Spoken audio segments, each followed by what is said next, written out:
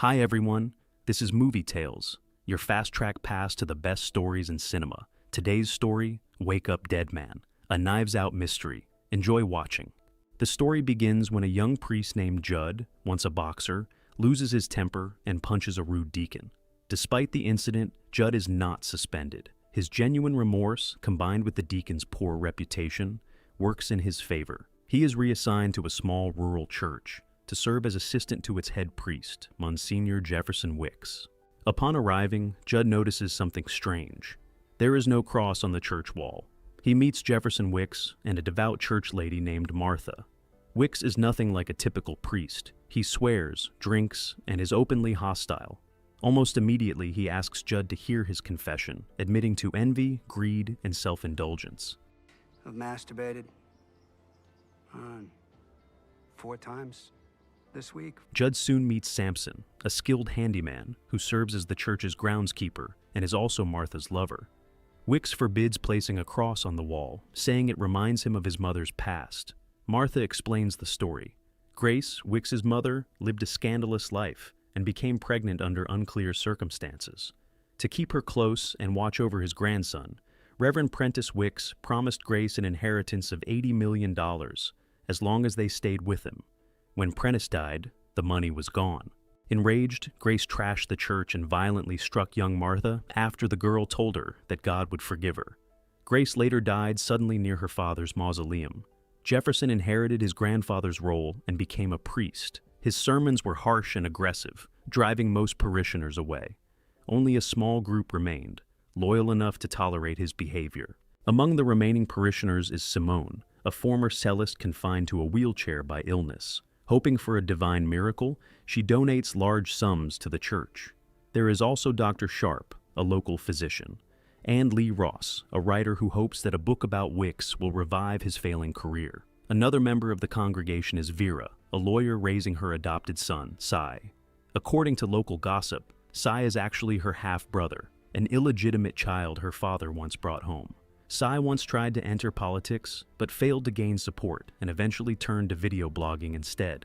Judd decides to gather the remaining parishioners for an open discussion. During the meeting, he admits a dark truth. He became a priest after accidentally killing a man in a boxing match. When I was 17, I was a boxer, and I killed a man in the ring. When the group learns that Jefferson will not be attending, they quietly disperse. Martha confronts Judd, accusing him of causing unrest and attempting to take control of the church. Judd fires back, claiming that she herself is afraid of Jefferson. Later, Martha goes to Jefferson for confession, and what she says leaves him visibly shaken. Judd becomes certain that Jefferson's approach goes against everything the church is supposed to stand for. He publicly accuses him of deception and declares his intent to have him removed. Without Judd realizing it, their confrontation is secretly recorded by Cy, who is listening in nearby.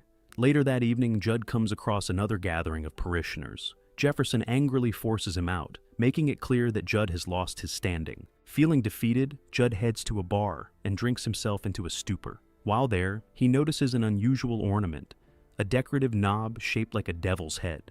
He pockets it and, on his way home, hurls it through a church window. On Good Friday, Jefferson delivers yet another rage-filled sermon. Afterward, he steps into a storage room to catch his breath, while Judd prepares the props for the service. Moments later, Jefferson suddenly collapses.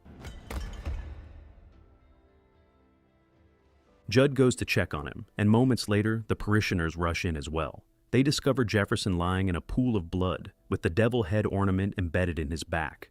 Dr. Sharp asks Judd to step aside so he can examine the body. Martha screams in horror at the sight of the devil's head. Sharp pulls it free, revealing a long blade attached to it. Jefferson Wicks has been stabbed to death. Police soon arrive, led by Sheriff Geraldine Scott. During questioning, Judd quickly becomes the prime suspect. Cy has already uploaded a video showing Judd threatening Jefferson. Later, alone in the church, Judd begins to pray. That's when a man appears, Private Detective Benoit Blanc, summoned by Sheriff Scott. Convinced of Judd's innocence, Blanc asks the priest to help him solve the case, despite the sheriff's objections. Together, they examine the body at the morgue and visit the bar where the devil ornament came from. Blanc explains that this murder resembles what writers call the impossible crime. Hold up. Back at the church, Blanc lays out several theories. One points to a hidden space in the storage room. Another suggests a remotely controlled device that could have launched the blade. Investigators also find two small red threads on the floor. The investigation is abruptly interrupted by an emotional outburst from Martha. As Judd escorts her away, she accuses him of murder. Trying to cool off, Judd goes to Sampson's garage and takes his anger out on a heavy bag. While watching a recorded sports match that aired during the time of the murder, he notices brief signal interference. The discovery sparks a disturbing idea. The interference may have been triggered by the activation of a device used in the killing.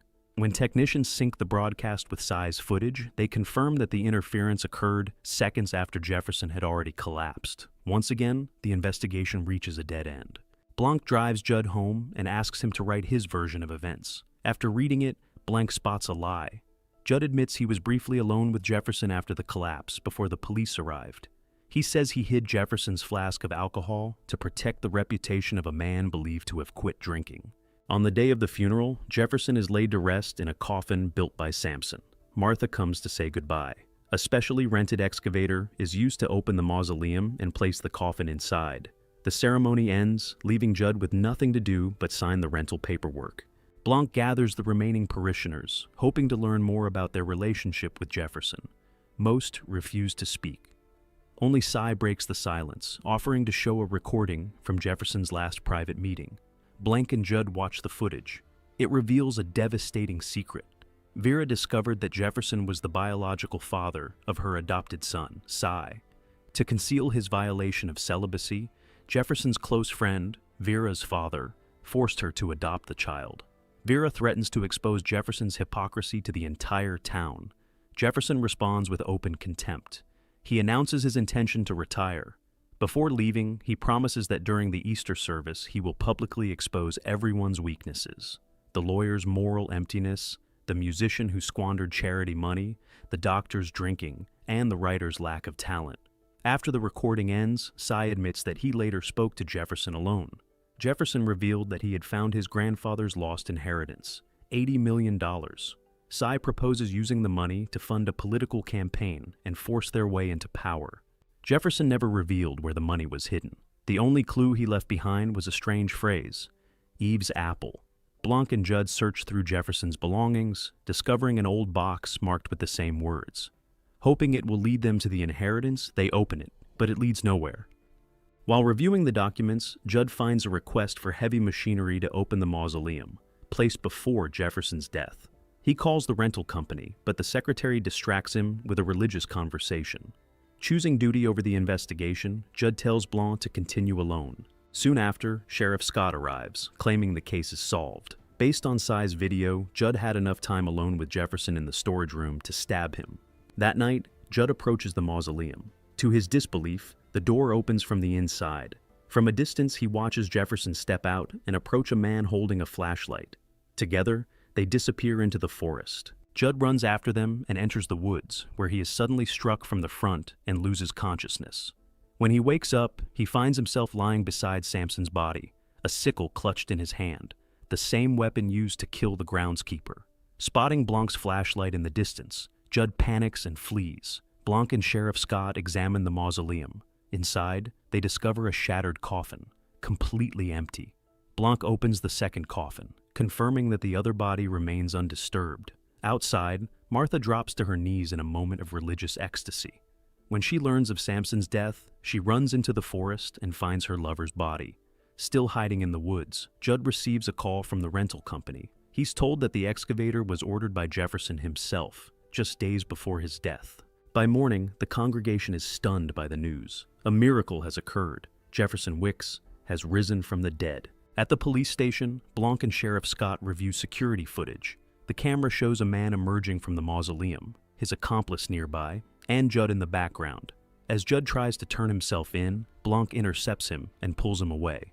Together, they drive to Dr. Sharp's house. The front door is open, and inside the place is in complete disarray. Following the mess downstairs, they enter the basement. There, they find Jefferson's body slumped over a bathtub filled with acid. As the liquid drains away, Blanc notices Jefferson's hands are badly corroded. At the bottom of the tub lies a skeleton. Dr. Sharp, identifiable by his wedding ring. Blanc immediately calls Sheriff Scott to report the discovery. In the basement, Blanc notices several clues that are crucial to the investigation. Judd returns to the church, ready to confess. Scott prepares to arrest him, but Blanc insists on offering one final explanation. He reveals that the devil head ornament Judd threw through the church window was not unique. An identical piece existed at the bar. This copy was secretly attached to Jefferson's robe, along with a hidden mechanism designed to release blood. Before the service, the killer spiked Jefferson's flask with an extremely powerful sedative. When Jefferson took a drink, he collapsed almost instantly. Dr. Sharp then remotely activated the blood device, removed the ornament, and stabbed Jefferson with a dagger fitted with the second devil head. Yet one question remains unanswered: the resurrection. Blanc admits that he cannot explain it. I cannot solve this case. Sy asks Blanc to repeat the confession for his blog. Disappointed, most of the congregation walks away. Only Martha remains. She asks Blanc why he deliberately made himself look foolish.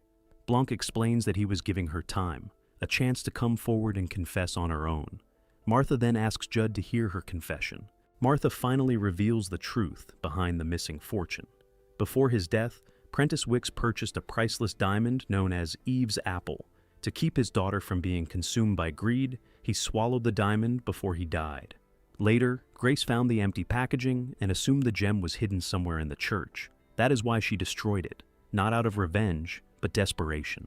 As a child, Martha knew where the treasure was hidden, but refused to reveal it. For that, Grace struck her. I know where he hid it, and you'll never find it. The secret resurfaced years later when Judd urged Martha to confess her deepest sin. She then told Jefferson where the inheritance was hidden. Jefferson ordered the excavator not because he foresaw his own burial, but to retrieve the diamond. Realizing she had awakened his greed, Martha decided to stop him. She planned his murder and staged the resurrection to restore the congregation's faith. She devised the plan with the help of someone deeply familiar with detective stories and partnered with Dr. Sharp, who had access to powerful medications. Together, they orchestrated the poisoned alcohol, the devil head ornaments, and the blade. On the night the plan was set in motion, Sampson was sent into the mausoleum to retrieve the diamond from Prentice's remains. Dr. Sharp waited outside. They were seen by Judd.